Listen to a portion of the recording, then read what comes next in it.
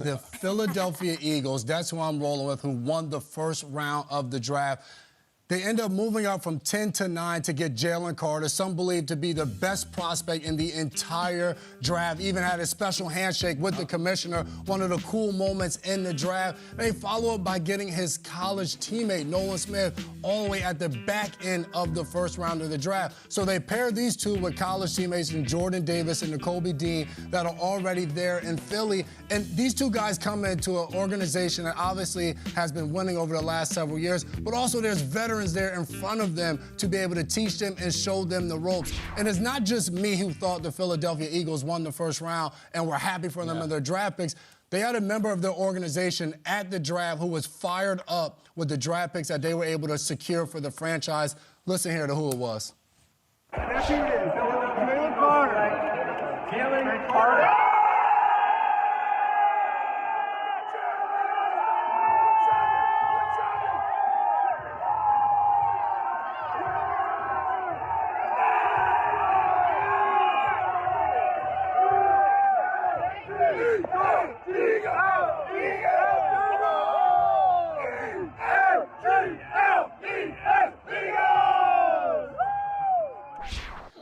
Everybody in Philly was doing the same thing. Jason Kelce alongside Colleen Wolfe in the crowd amongst the people celebrating the draft. That is how you get it done. Jason, I will be there today. I will find you. We will celebrate as well. Yeah. The Eagles making picks. Howie Roseman willing and dealing, finding a way to get it done. You know, watching last night, you could see kind of the Jumbotron, and I kept saying, oh, that's cool. There's one of those, like, Kelce lookalikes that's in the crowd. Like, you know how the guy dresses up like Andy Reid? Yeah. That guy has a beard, and he looks like just, oh, that's actually Jason Kelce. Yeah. Like, that's completely perfect. Can you imagine, like, the Cowboys, the Giants, the Commanders watching the Eagles draft last night?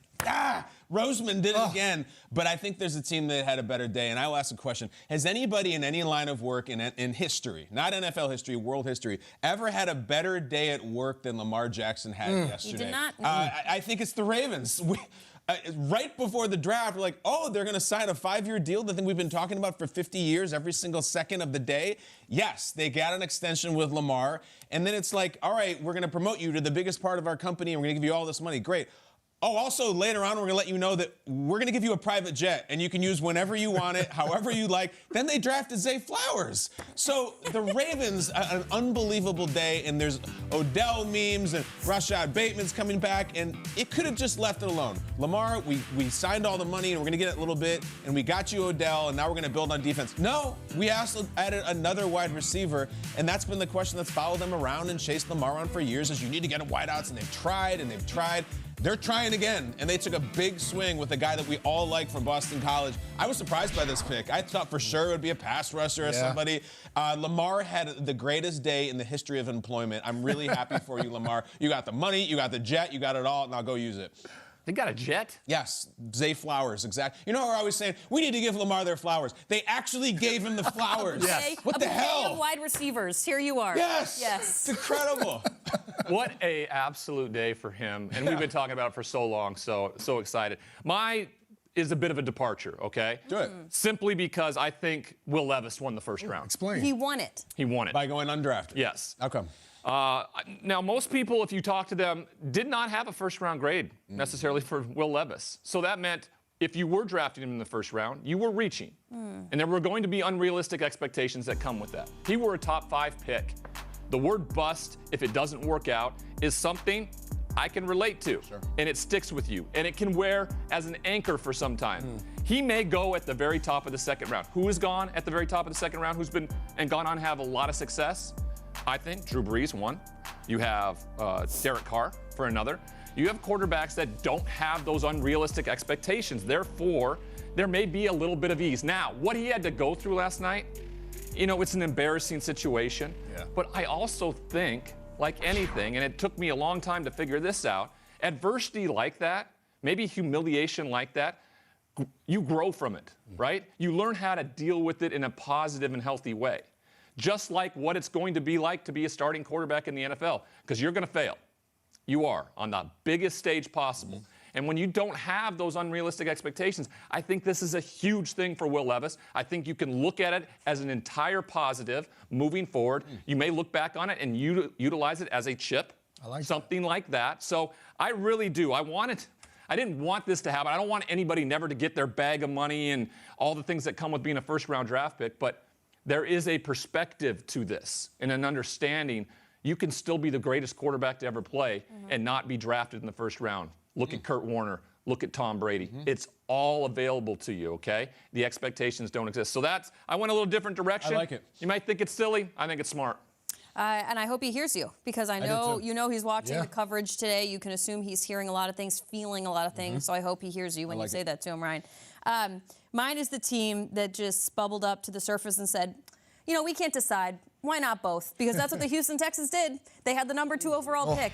They went with their quarterback. They went with C.J. Stroud. They changed his life after the challenging narrative that this quarterback from Ohio State has faced over the last 4, 5, 6 weeks. He was the king of the mountain at the combine, and for some unknown reason, from a narrative perspective, he began to stumble down the mountain. He said nothing. He kept his chin up. He let the video do the talking, and the Texans knew that was their guy.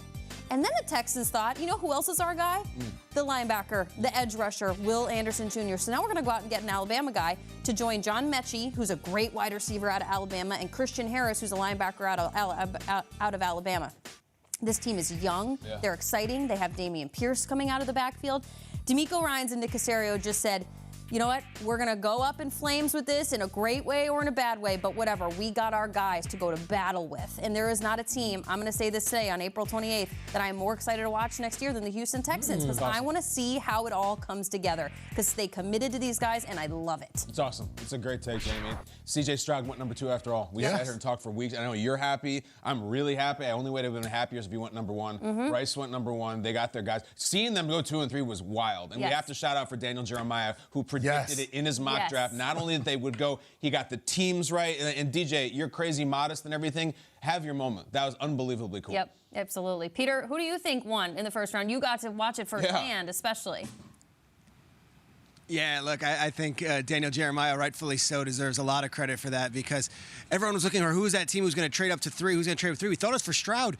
And to what Tom Pelissero was saying, it was actually Will Anderson is who they traded up to get, which was really cool. And Houston now has 2 cornerstone pieces to add to some of the guys they added in last year's draft. But my winner is the team that selected first overall. I'm going with the Carolina Panthers, and I look at this as a 4-month process. You know, when they went to the coaching hiring process, they could have gone a million different ways. They spent a lot of money hiring Frank Reich, Josh McCown, Jim Caldwell, Thomas Brown.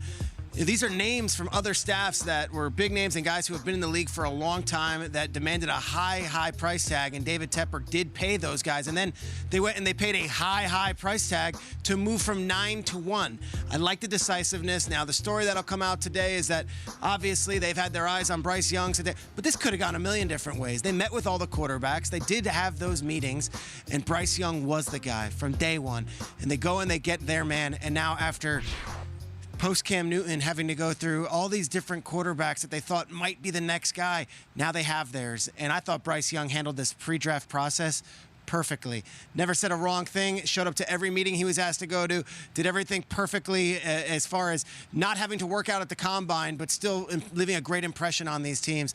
Carolina finally has their guy, and this wasn't just a one night, let's get on the phone, let's make it work.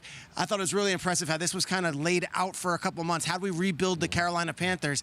Remember, we entered the draft season, they had the 9th overall pick, and a coach, a lot of people were saying, well, that's kind of a retread. Frank Reich, wasn't he fired from Indianapolis last year? Yeah. Now you've got the sky is the limit, and they've got a great future ahead with Bryce Young at number 1.